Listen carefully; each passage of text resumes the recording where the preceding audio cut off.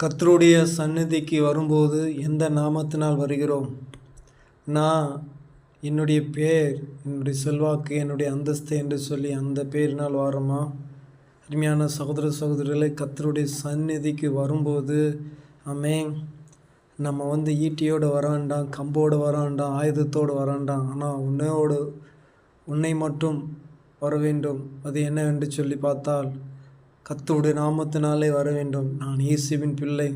நான் கர்த்தரை ஆராதிக்கப் போகிறேன். அவரை ஆராதிக்கும் போது என் உள்ளம் மகிழ்ச்சி அடையும். நான் நிம்மதியை தேடக்கூடிய இடம் இந்த இடம்தான். இந்த இடத்துல அவரை நான் ஆராதிக்கும் போது அவருடைய நாமத்தை கொண்டு தான் நான் ஆராதிக்க வேண்டும். அந்த நாமத்தினாலே நான் அவர்கிட்ட வாரேன் என்று சொல்லும்போது தான் அவருடைய உள்ளம் சந்தோஷப்படும். இல்லை என்று சொன்னால், நான் என்னுடைய பெயரால் வாரேன், என்னுடைய சந்தோஷத்திற்காக வாரேன் என்று சொல்லி வந்தால் நிச்சயமாக ஒன்றும் இல்லை.